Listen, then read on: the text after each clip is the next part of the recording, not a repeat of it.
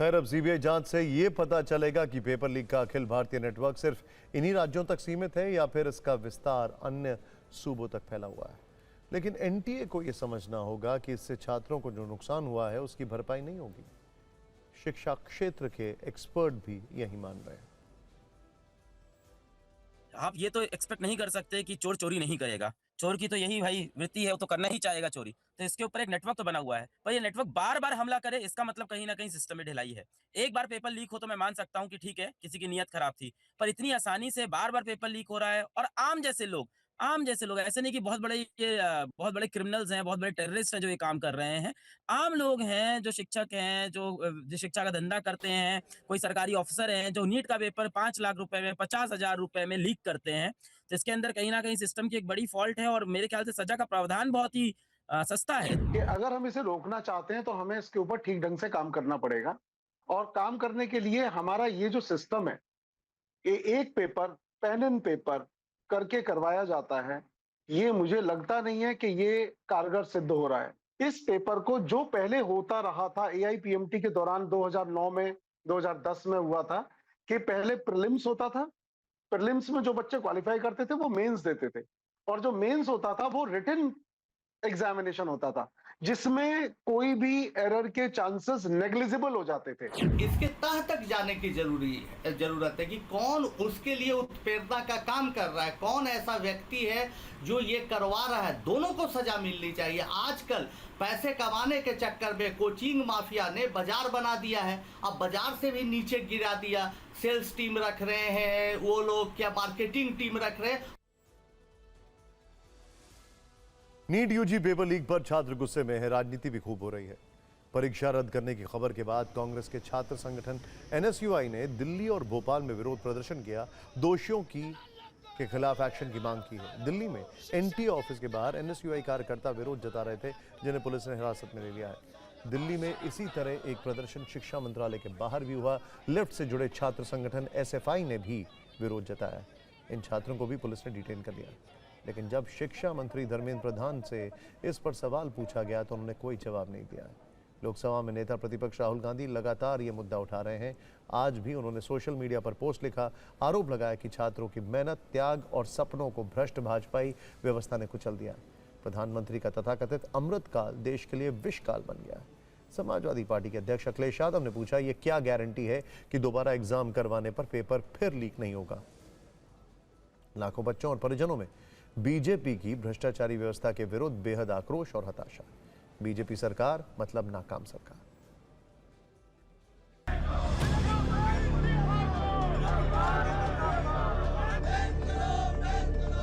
Sir paper leak पे क्या बोलेंगे? सर पेपर लीक पे सर सीबीआई इंक्वायरी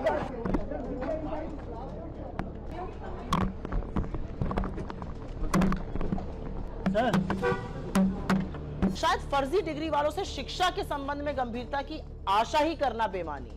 और धर्मेंद्र प्रधान जी जो मंत्री बने हुए हैं, उनको अपने पद पर रहने का कोई नैतिक अधिकार ही नहीं है। 4 बार पेपर लीक हो चुका, तो पेपर ऐसे तो लीक होते नहीं है।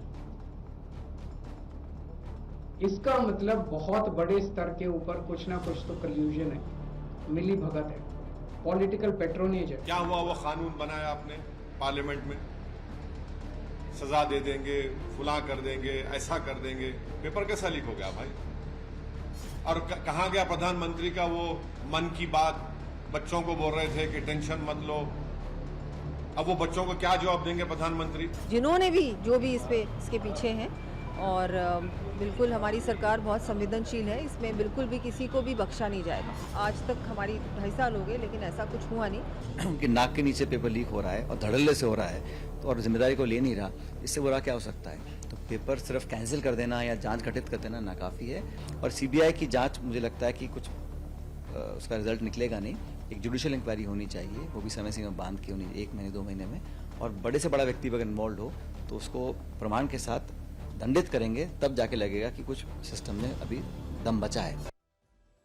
पेपर लीक पर देशव्यापी बहस चढ़ी है, राजनीति हो रही है। सवाल इसीलिए हो रहे हैं कि पिछले कई वर्षों से नीट की परीक्षा काफी विवादों में रही है। नीट आयोजित कराने वाली एजेंसी एनटीए आरोपों के घेरे में है। देश में पहले मेडिकल प्रवेश परीक्षाएं अलग अलग संस्थाएं और राज्य कराते थे। एम्स, एएफएमसी और जिपमेर की अलग प्रवेश परीक्षाएं होती थीं। 2013 में पहली बार नीट यानी national eligibility cum entrance test शुरू किया गया। नीट का मकसद पूरे देश के लिए एक देश एक मेडिकल प्रवेश परीक्षा लागू करना था। शुरुआत में इसका आयोजन सीबीएसई यानी central board of secondary education कराता था। 2015 में नीट के पेपर्स लीक हुए, जिसके बाद परीक्षा रद्द कर दी गई। 2017 तक सीबीएसई ही नीट परीक्षा आयोजित करता रहा। 2017 में केंद्र सरकार ने एनटीए यानी नेशनल टेस्टिंग एजेंसी की घोषणा की। एनटीए का गठन राष्ट्रीय परीक्षाओं को पारदर्शी और प्रोफेशनल तरीके से कराने के लिए किया गया। 2018 में एनटीए आधिकारिक तौर पर अस्तित्व में आई। एनटीए को नीट, जेई और यूजीसी नेट जैसी बड़ी परीक्षाओं की जिम्मेदारी दी गई। 2019 से नीट परीक्षा का आयोजन एनटीए कराने लगी। दावा था कि एनटीए तकनीक और सुरक्षा के जरिए पेपर लीक जैसी घटनाएं रोकेगी। इसके बावजूद नीट में पेपर लीक और गड़बड़ियों के आरोप लगातार सामने आते रहे। 2024 में नीट यूजी की परीक्षा में प्रश्न पत्र लीक होने के आरोप लगे, हालांकि परीक्षा रद्द नहीं हुई।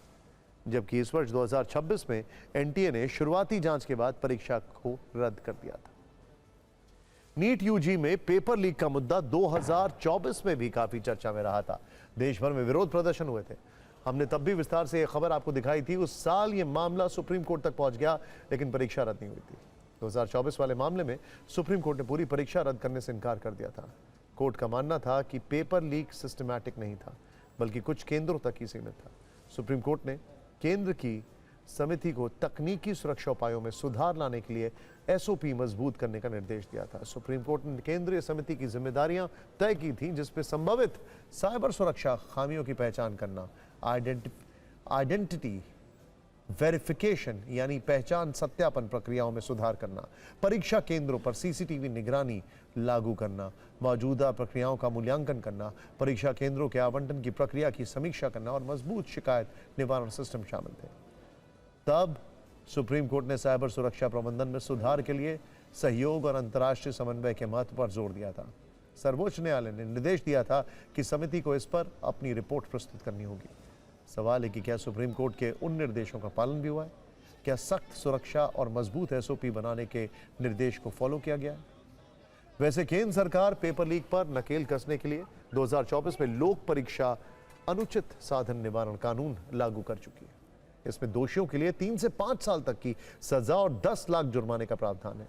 अगर सर्विस प्रोवाइडर कंपनी में काम करने वाले अधिकारी दोषी हुए तो उनको 3 से 10 साल तक की सजा और 1 करोड़ का जुर्माना देना होगा। इसी तरह अगर संगठित अपराध साबित हुआ तो 5 से 10 साल तक की सजा और 1 करोड़ का जुर्माना लगेगा। इसके बावजूद आज भी हमारे सिस्टम में लीकेज है और कठिन मेहनत करने वाले लाखों छात्र पेपर लीक की चुनौती से जूझ रहे हैं।